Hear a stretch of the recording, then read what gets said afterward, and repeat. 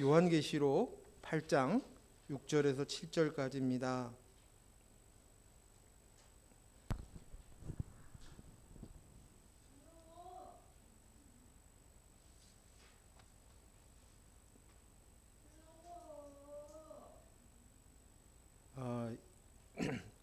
여기 녹음도 하나 이렇게 예 그렇게 하시죠. 요한계시록 8장 6절 7절 말씀, 6절 7절 말씀 우리 같이 합독하도록 하겠습니다. 요한계시록 8장 6절에서 7절까지 말씀 같이 읽습니다. 일곱 나팔을 가진 일곱 천사가 나팔 불기를 준비하더라. 첫째 천사가 나팔을 부니 피 섞인 우박과 불이 나와서 땅에 쏟아지매 땅의 3분의 1이 타버리고 수목의 3분의 1도 타버리고 각종 푸른 풀도 타버렸더라. 아멘. 오늘 이제 첫 번째 나팔 재앙의 첫 번째 나팔 재앙에 대한 말씀을 나누려고 합니다.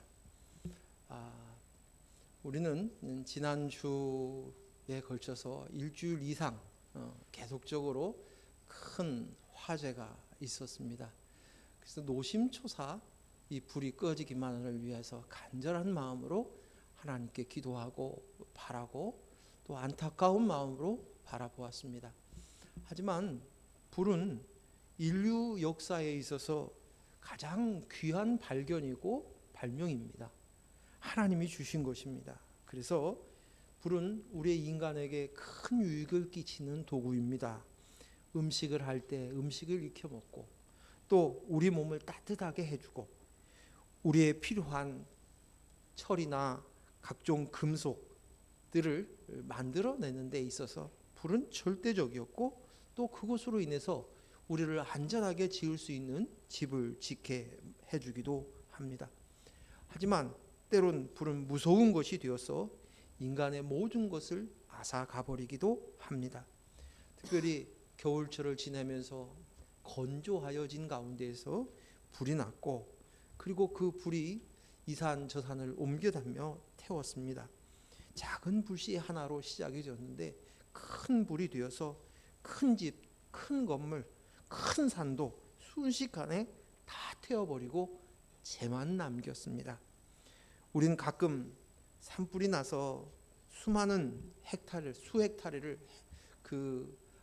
다 전소하는 것들을 볼 때가 있습니다. 외국에서 어느 곳에서는 1년 가까이 지금도 타고 있다는 이야기도 듣습니다. 우리도 일주일 이상 이제 이 엄청난 재앙으로 인해서 모든 것이 다 타버린 모습들을 보게 됩니다. 이 화재가 있기 전에 이제 강원도에서 큰 산불이 좀 있었지요. 그때 제가 TV를 보는데 이제 아나운서가 이제 그 기자가 인터뷰를 한 내용 중에서 어떤 분이 나와서 그런 이야기를 하는 거예요. 저는 평생 동안 돈을 모았고 자기의 꿈 로망이 좋은 집을 갖는 것이 소원이어서 뷰가 좋은 곳에 땅을 사서 그곳에서 자기의 퇴직금과 자기가 모은 전 재산을 들여서 멋지게 2층으로 집을 잘 지어놨는데 이제 순식간에 다 타버리고 날아가 버렸다는 거예요. 나에게는 남은 것이 아무것도 없습니다. 이제 내가 어떻게 살아야 할지 모르겠습니다. 그런 인터뷰를 하는 것을 보았습니다. 우리가 어떻게 살아야 할지 어떤 모습으로 다시금 일어나야 할지 모르는 그런 재앙, 이 불의 재앙이 오늘 놀랍게도 우리가 오늘 본문으로 정한 순서대로 가는 가운데 나팔 재앙에 불의 재앙이 왔습니다. 첫 번째 재앙이 나팔 재앙이 불의 재앙인 것입니다. 우리 보니까 불을 타서 이제 내 인생이 뿌리채 흔들려 버렸는데 난 어떻게 합니까? 하는 이 장면이 나팔을 부니 땅도 타고 수목이 타고 푸른 풀도 다 타버렸다라고 이야기하고 있습니다. 한 번 더 계시록 8장 6, 7절 말씀을 같이 읽습니다. 일곱 나팔을 가진 일곱 천사가 나팔 불기를 준비하더라. 첫째 천사가 나팔을 부니 피 섞인 우박과 불이 나와서 땅에 쏟아짐에 땅의 3분의 1이 타버리고 수목의 3분의 1도 타버리고 각종 푸른 풀로 또 타버렸더라. 일곱 천사가 이제 나팔을 가졌고 나팔을 불기 위해서 준비한다라고 6절에서 이야기합니다. 그리고 이제 첫째 천사가 나팔을 부니까 피 섞인 우박과 불이 나와서 땅의 3분의 1이 타버리고 수목과 각종 푸른 풀이 타버렸다고 이야기하고 있습니다. 저는 이 말씀을 이렇게 보면서 첫 번째 제 눈에 들어오는 단어가 있습니다. 그것은 준비입니다. 준비. 일곱 천사가 나팔을 불기를 준비하였다라는 것입니다. 그냥 부른 게 아니라 준비하고 있다가 불렀다는 것이에요. 그래서 오늘 한 절에 6절에 일곱 천사가 나팔 불기를 준비했다는 거예요. 일곱 나팔을 부는데 그냥 갑자기 충동적으로 나팔을 부는 것이 아니라 준비하였다가 불렀다는 것입니다. 이 말씀은 저에게 큰 은혜가 되었습니다. 우리가 당하는 재앙이, 고통이, 아픔이, 슬픔이, 우리가 당하는 어떤 문제나 사고가 갑자기 일어난 것이라고 생각을 합니다. 평안하다, 좋다 하지만 어느 날 갑자기 왔다고 생각합니다. 하지만 오늘 말씀에 준비하였다가 하나님께서 이제는 나팔 불기 시작했다는 거예요. 나팔 재앙이 임했다는 것입니다.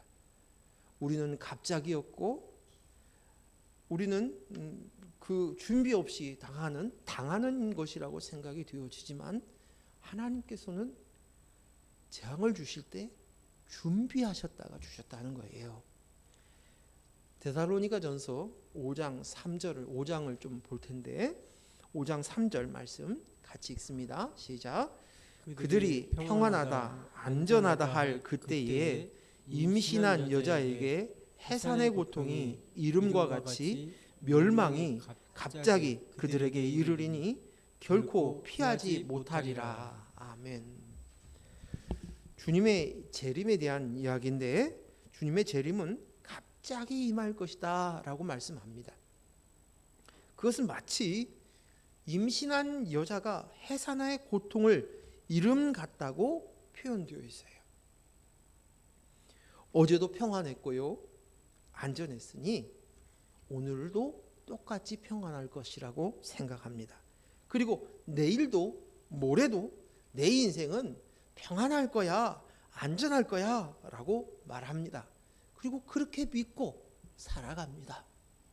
하지만 우리는 이 가운데서도 너희는 임신한 여자와 같아 라고 말씀하고 있는 것입니다. 임신한 여자는 우리는 저와 여러분 임신한 여자예요. 뭐예요? 신랑의 씨를 받았어요. 그리스도의 영을 받은 자예요. 그래서 내 안에 그리스도의 영을 받은 신부이란 말입니다. 임신한 여자예요. 그래서 그 씨를 받은 자는 어느 때인지는 모르지만 어느 때에 고통이 올지 모르지만 이 씨는 자라고 있고 눈에 보이지 않지만 자라고 있고 그리고 그 때가 되면 이제는 해산의 고통이 있을 것이라는 것이에요. 임신한 여자에게는 출산이 반드시 있어야 되고 그 출산을 위해서는 산고가 있어야 되는 거예요. 아픔이 있을 것입니다. 오늘도 어제도 안전하다, 평안했다 하더라도 이제 출산의 고통이 곧 다가오는 것은 우리가 알고 있고 준비해야 할 것입니다. 누구나 예외 없이 이러한 출산의 고통이 우리에게 있습니다. 그러기에 이 말씀이 준비된 나팔이다, 준비된 나팔 재앙이다 라고 이야기합니다. 이것은 예고된 것이고 너에게는 반드시 일어날 일이야. 예수 그리스도의 씨, 그리스도의 영을 가진 자들은 반드시 출산해야 합니다. 그리스도가 출산되어야 돼요. 하나님의 아들의 영 그리스도, 이 그리스도가 출산해야 됩니다. 그리고 거기에는 없었으면 좋겠지만 반드시 해산의 고통이 있습니다. 이 고통을 통과해야 깨어날 수 있다는 것입니다. 그래서 그날을 준비하라. 그날을 너희는 준비해야 돼 라고 말씀하십니다. 데살로니가전서 5장 이어서 4절에서 6절 말씀, 먼저 6절 8절 이렇게 읽겠습니다. 같이 읽습니다. 형제들아 너희는 어둠에 있지 아니하며 그날이 도둑같이 너희에게 임하지 못하리니 너희는 다 빛의 아들이요 낮의 아들이라. 우리가 밤이나 어둠에 속하지 아니하나니 그러므로 우리는 다른 이들과 같이 자지 말고 오직 깨어 정신을 차릴지라. 8절 읽습니다. 우리는 낮에 속하였으니 정신을 차리고 믿음과 사랑에 호심경을 붙이고 구원의 소망에 투구를 쓰자. 아멘. 우리는 모두 임신한 여인이기에 남들, 즉 믿지 않는 자들은 밤에 있고 술에 취해 있다. 세상에 취해 있어요. 세상에 취해 있는 그것으로 다인 줄 알고 살아가고 있지만 우리는 다르다는 거예요. 저와 여러분은 다르다는 거예요. 우리는 출산을 준비해야 돼요. 출산을 준비해야 되고 그리고 반드시 그것을 견디면서 통과해야 한다는 것입니다. 그래서 정신을 차리고 믿음과 사랑의 호심경, 가슴막이에요. 가슴을 막는. 그래서 믿음과 사랑의 호심경을 가지고 또 구원의 소망의 투구를 써라 라고 이야기하고 있습니다. 우리가 늘 준비해야 될 것이 이 세 가지, 믿음, 사랑, 소망을 얘기하고 있습니다. 출산의 고통은 믿는 이에게 면제되어지는 것이 아닙니다. 예외 없이 똑같이 저도 여러분도 이 과정을 통과해야 합니다. 그때 우리가 할 수 있는 것은 믿음과 사랑의 호심경입니다. 구원의 소망의 투구입니다. 이 말은 예수 그리스도의 십자가의 사랑, 그 사랑으로 된 것을, 사랑으로 내가 된 것을 믿고 그리고 우리가 구원할 소망을 가지고 견디라는 것입니다. 9절 10절도 읽겠습니다. 9절 10절 같이 읽습니다. 하나님이 우리를 세우심을 노하심에 이르게 하심이 아니요 오직 우리 주 예수 그리스도로 말미암아 구원을 받게 하려 하심이라. 무엇을? 구원을 받기 위해서 이 과정이 있어야 된다는 거예요. 10절 예수께서 우리를 위하여 죽으사 우리로 하여금 깨어 있든지 자든지 자기와 함께 살게 하려 하심이라. 함께 살게 하기 위해서 그렇다는 것이에요. 어린아이가 엄마의 뱃속에 있다가 이 세상에 출산할 때 고통이, 엄마도 고통스럽지만 아이도 대단한 고통을 당한다고 합니다. 그런데 그 고통을 통해서 출산을 하는 것은 울면서 이 세상에 태어나지만 그것으로 인해서 내가 생각지도 못했던 아버지와 어머니, 엄마 아빠와 형제를 보게 됩니다. 그리고 그것으로 가정으로 함께 살게 되어지는 것입니다. 이처럼 오늘 생명을 얻어서 이 땅 안에서 우리를 구원 얻게 하기 위해서 반드시 이 과정이 있어. 너는 알고 있어. 이미 예고한 거야. 그리고 이제 때가 되면 그 출산의 때가 될 거야. 고통이 있을 거야.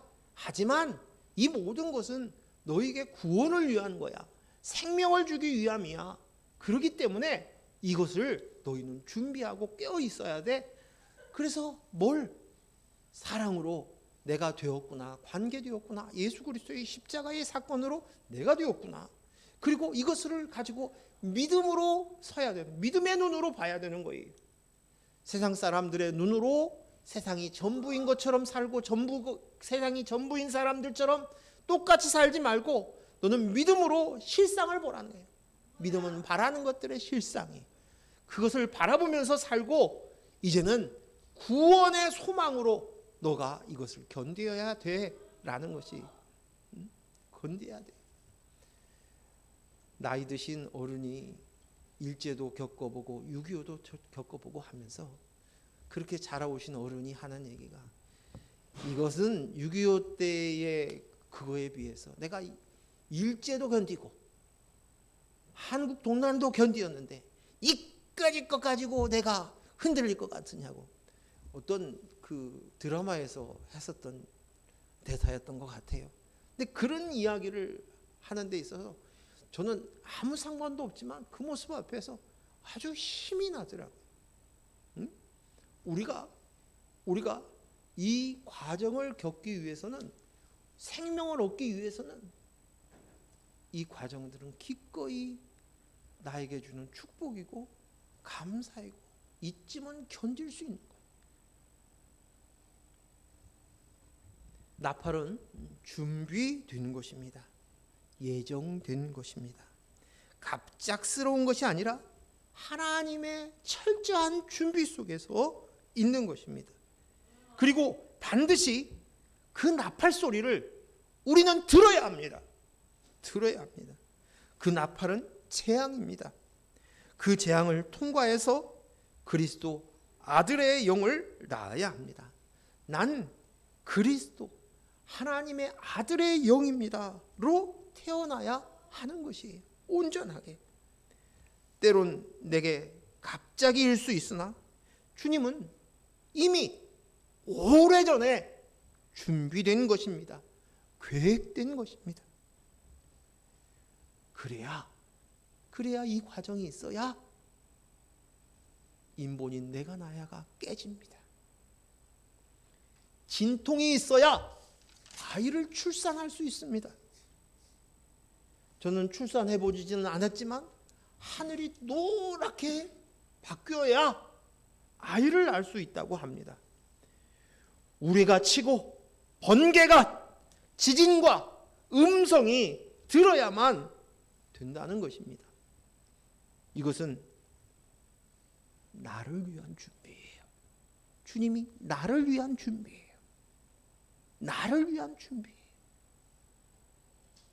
그래서 이것은 축복입니다. 재앙은 믿지 않는 자들에게는 그냥 둘째 사망이에요. 하지만 우리는 이 재앙은 예수 그리스도의 재림입니다. 예수 그리스도의 재림입니다. 그리스도의 영으로 온전하게 다시 태어나는 거예요. 새롭게 태어나는 거예요. 새로워지는 것이에요. 이후 하나님의 나라, 천국, 영생 그 삶을 살 뿐만 아니라 실상을 보게 되는 거예요. 듣게 되는 것이에요. 소유하게 되는 것이에요. 비로소 내 집 본향을 가지게 되는 것이에요. 내 집, 내 아버지 그분과 같이 있게 되는 거예요. 두 번째 보니까 하늘에서 우박과 불이 떨어지는 것이 첫 번째 재앙이다라고 이야기합니다. 이 장면은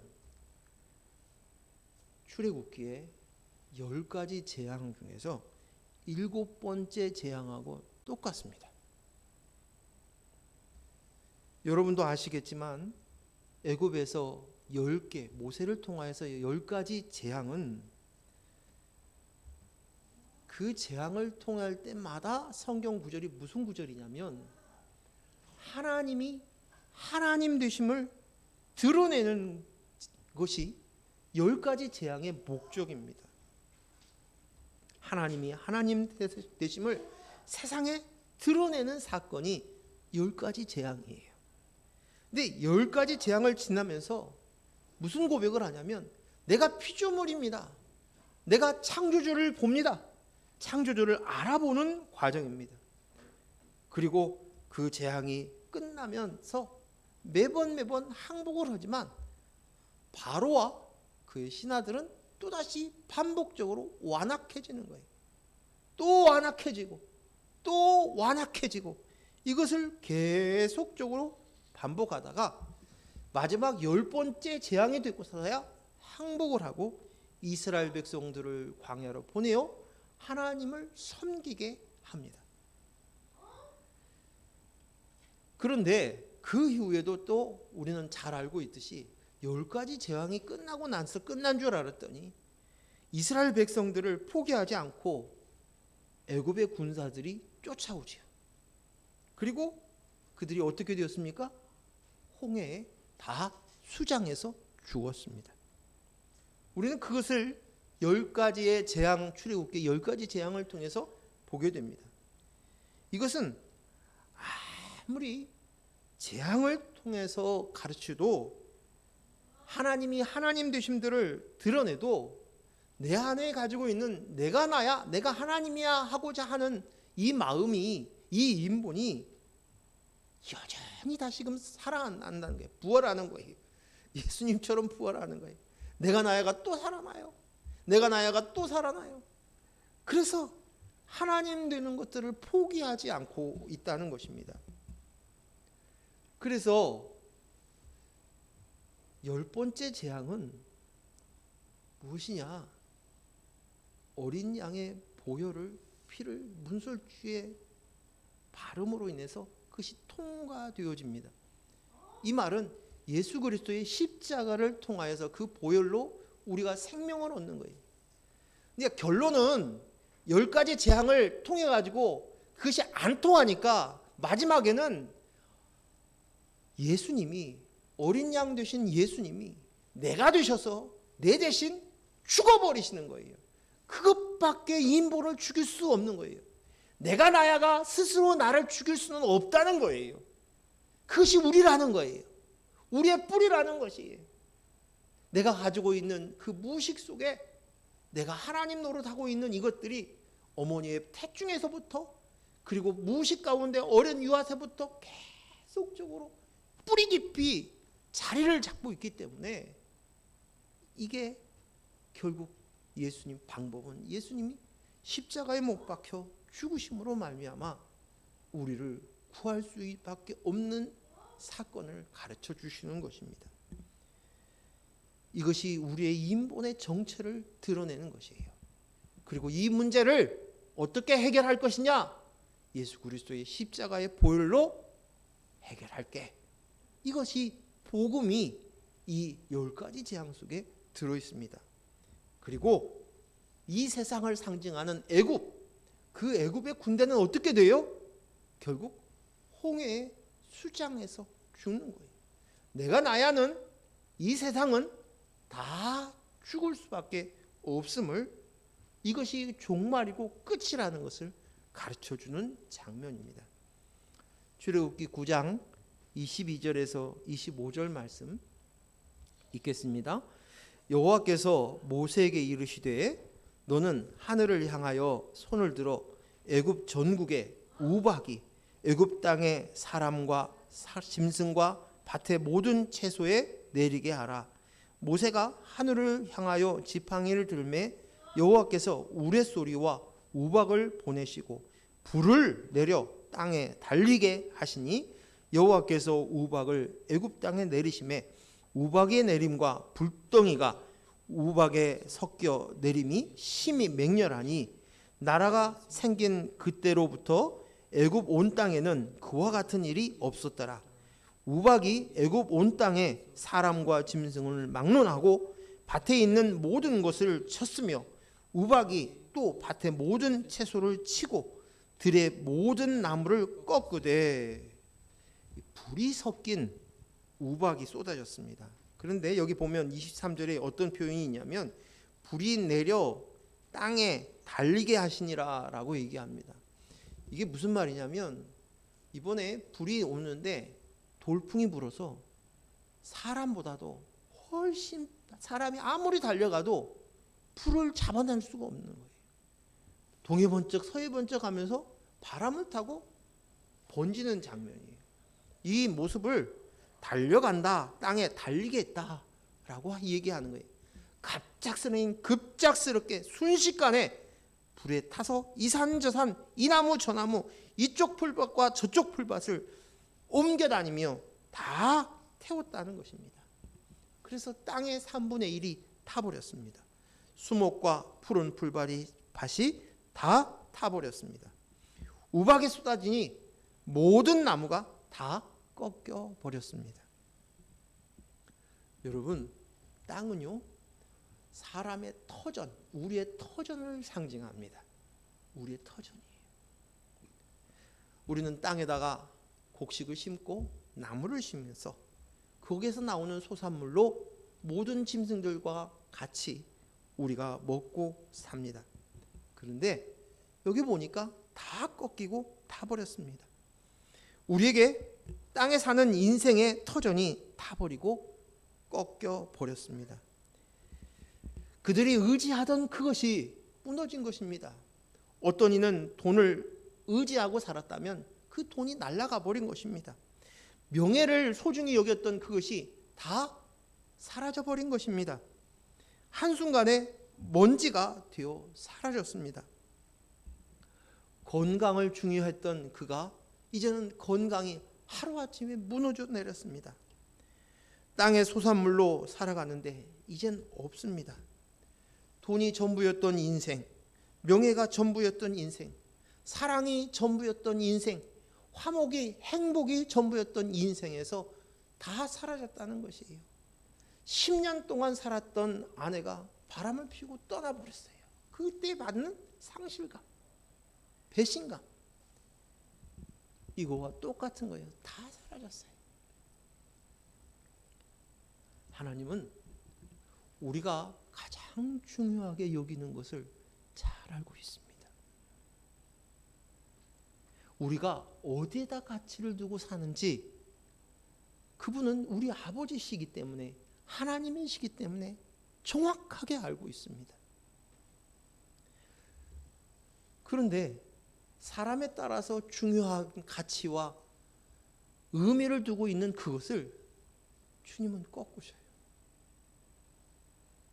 자식 하면 자식을 때론 꺾으시고 때리셔요. 때론 돈이 내 인생에서 가장 중요하다고 생각하는 돈 했는데 어느 날 갑자기 사라져버려요. 너무 아픕니다. 그것으로 인한 상실감, 고통, 슬픔, 아파요. 힘듭니다.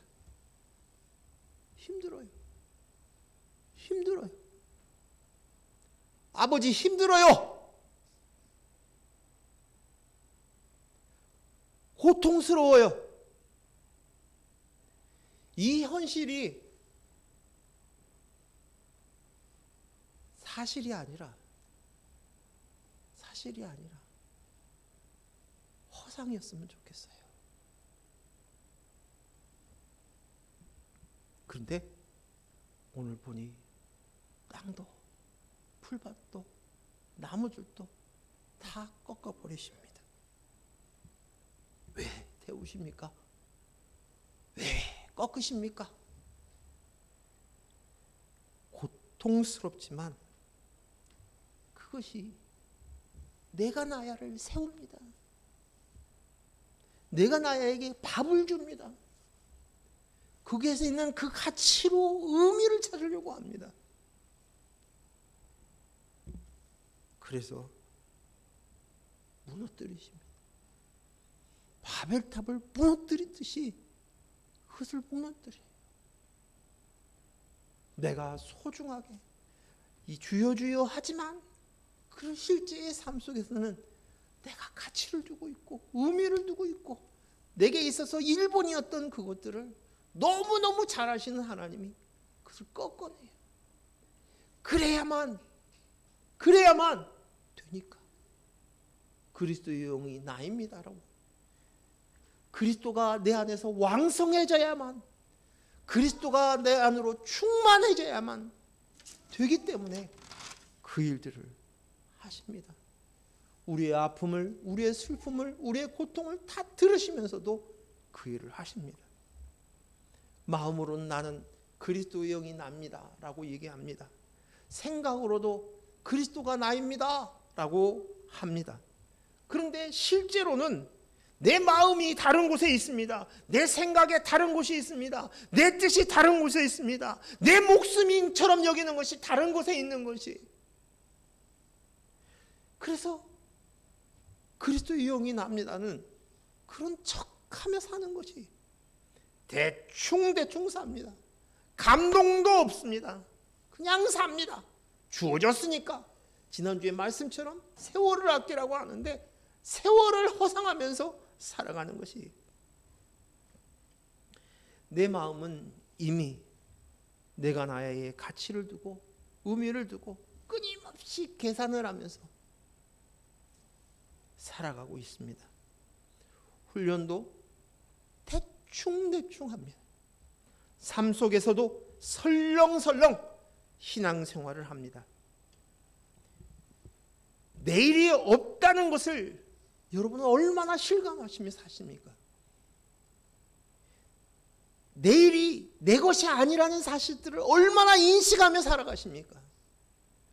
오늘이 그랬던 것처럼 내일도 있고 내 10년, 20년, 30년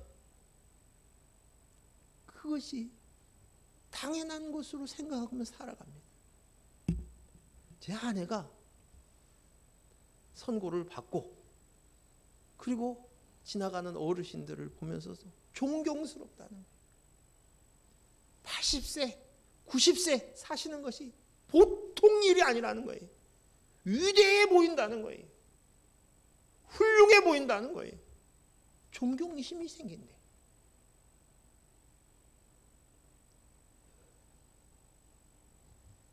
우리는 전쟁 중입니다. 전쟁은 죽느냐 사느냐의 문제입니다. 정신을 바짝 차려야 합니다. 이것은 우리의 생명의 문제예요. 생명의 문제예요. 생명의 문제인 거예요. 우리는 오직 그리스도의 영이 실제이고 그리스도가 내 머리라는 사실을 인식해야 합니다. 그리스도와 상관없이 살아가는 것에서 떠나야 합니다. 정신을 바짝 차려야 합니다. 그래서 이 땅을 태우십니다. 우리의 터전인 이 땅을 태우십니다. 수목과 푸른 추장을 다 태우십니다. 다 꺾어버리십니다. 이것은 아무한테나 주는 것이 아니에요.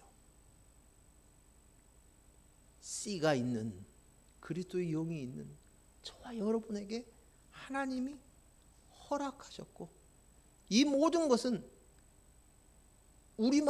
나를 위한 하나님의 계획인 것입니다.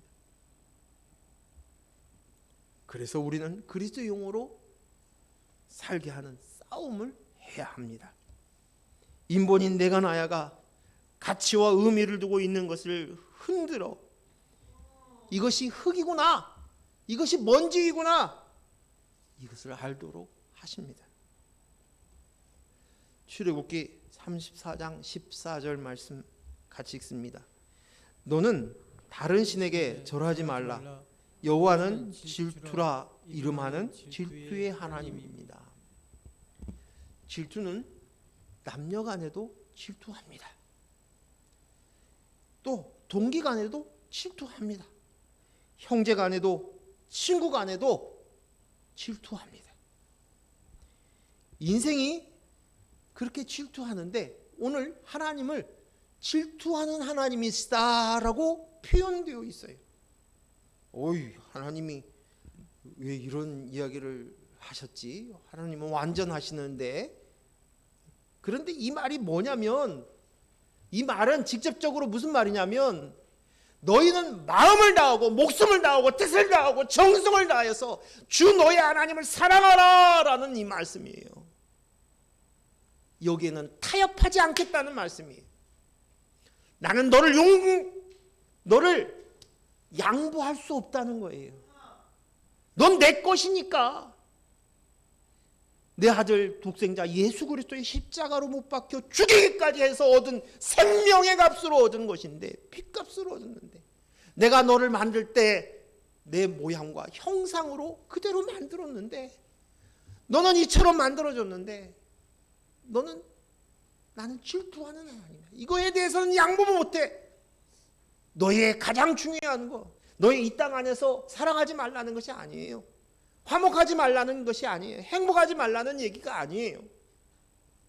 오늘 그 안에 그리스도의 영으로 나입니다라는 이 일에 너의 초점이, 생각이, 너의 생각의 신랑은 오직 그리스도만이 신랑이 되어야 된다는 거예요.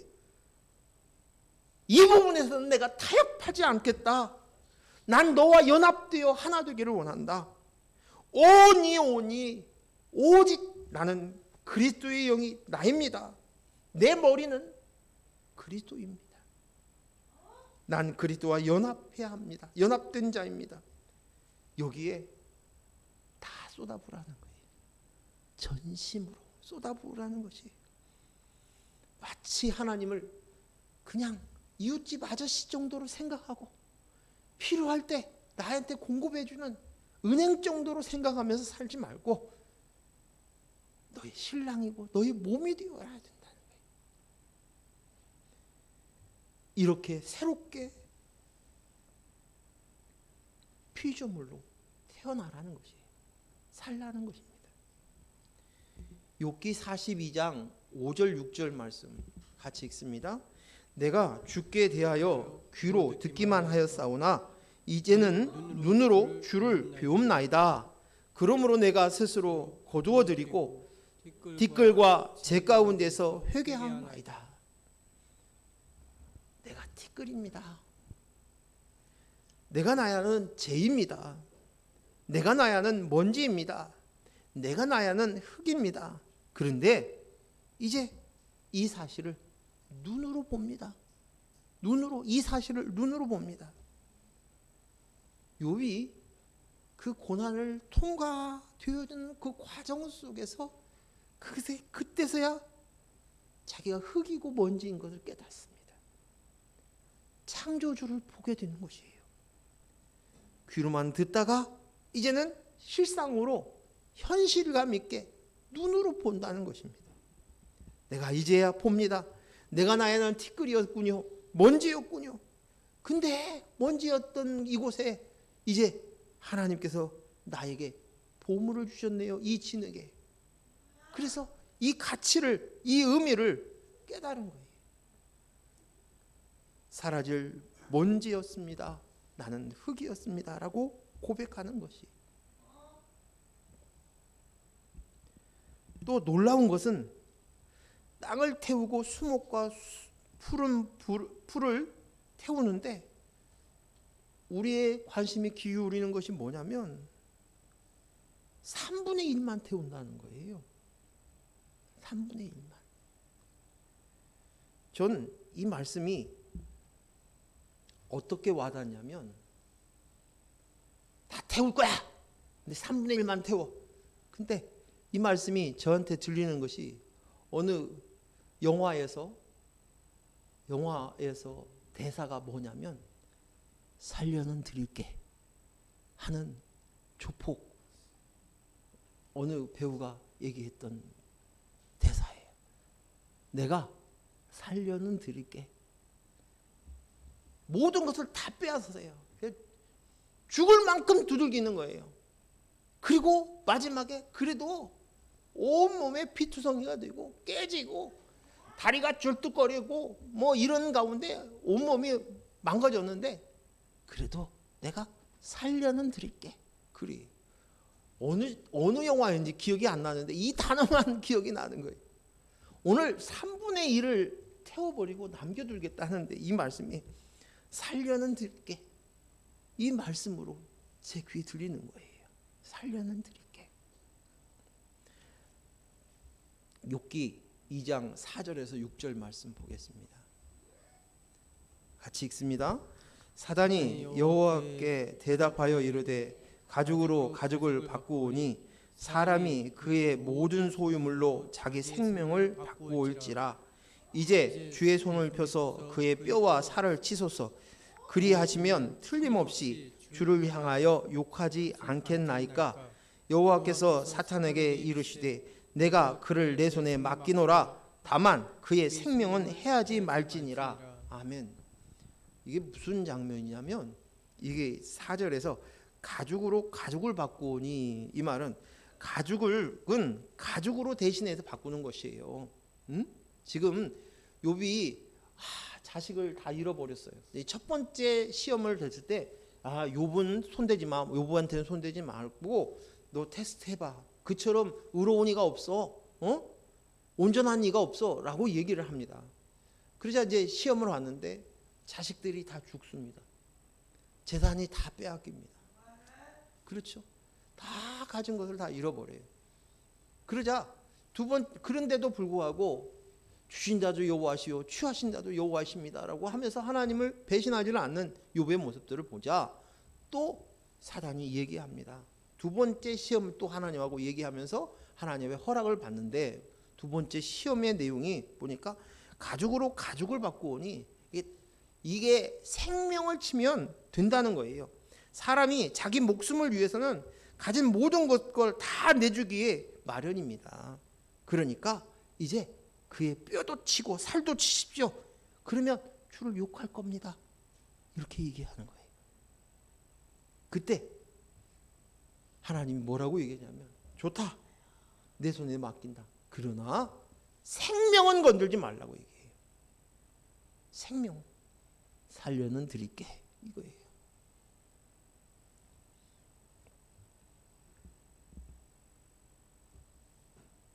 두 번째 재앙으로 오기 시작하자 욥이 어떻게 됩니까? 욥의 몸은 온통 악창이 생겨서 온몸에 정수리에서 발바닥까지 종기가 나고 질그릇 조각으로 온몸을 긁어야만 되었습니다. 그런데 두 번째 재앙 앞에서 하나님께서 허락하지 않은 것은 생명이에요. 생명은 해하지 못하게 하십니다. 모든 것을 잃고 이젠 그 자신의 몸마저도 병들어서 그 고통이 커서 온종일 온몸을 긁어야만 돼요. 숨만 쉴 뿐이지 온몸이 아픕니다. 상상을 해보세요. 그러나 목숨은 살려준다는 거예요. 왜 그렇습니까? 왜 그렇습니까? 왜 그렇습니까? 그냥 하나님을 가르쳐주면 내가 좀 잘 하나님 말씀하시면 내가 알아들을게요. 이게 안 된다는 거예요. 내가 성경을 열심히 읽을게요. 암송도 할게요. 근데 이게 안 된다는 거예요. 말씀이 내 안에 능력이 되지 못하는 거예요. 주인이 되지 못하는 거예요. 내 안에 있는 지독한 인본이 있어요.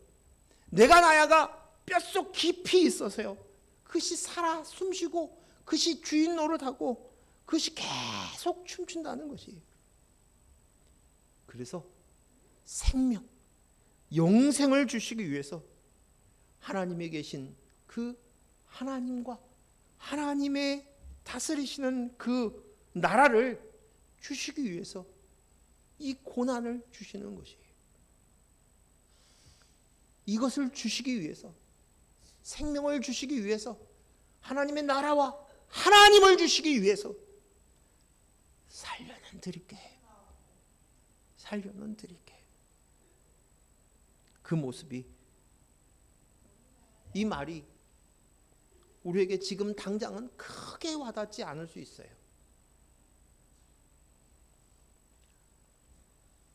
하지만 하나님 아버지께서 허락하셔서 욥기에 결국에는 그들이 욥이 하나님을 보게 됩니다. 피상적으로 듣기만 했더니 하나님을 이제 눈으로 봅니다. 실상이 봅니다.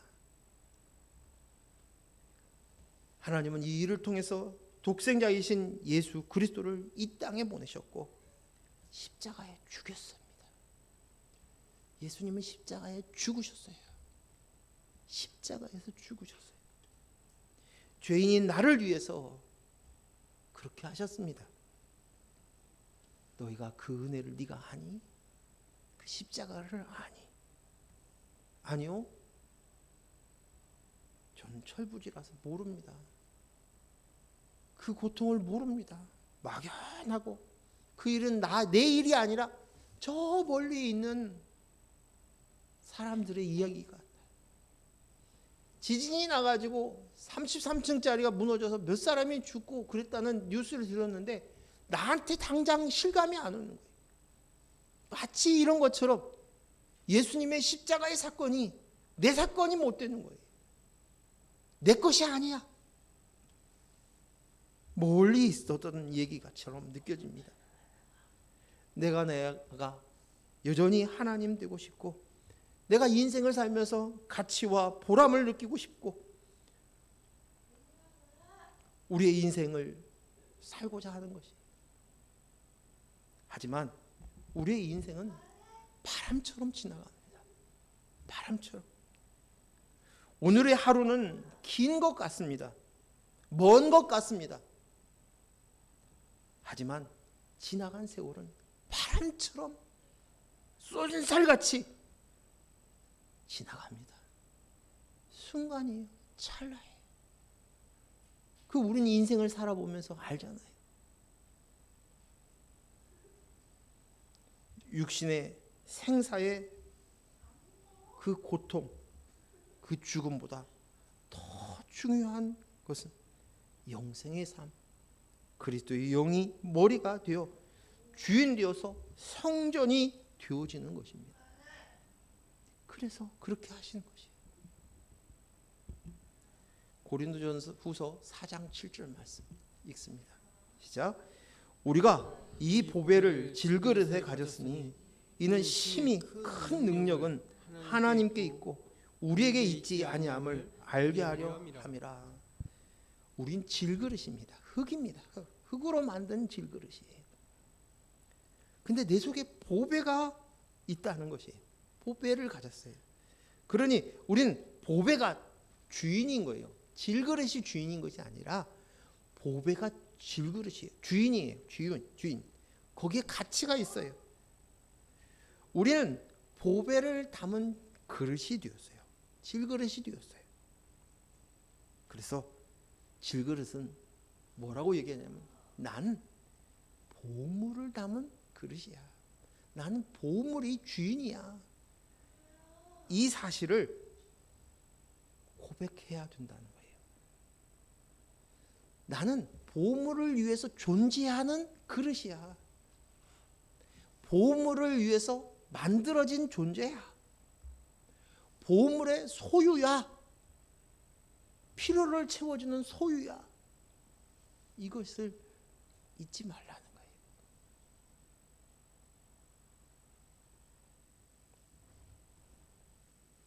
마지막으로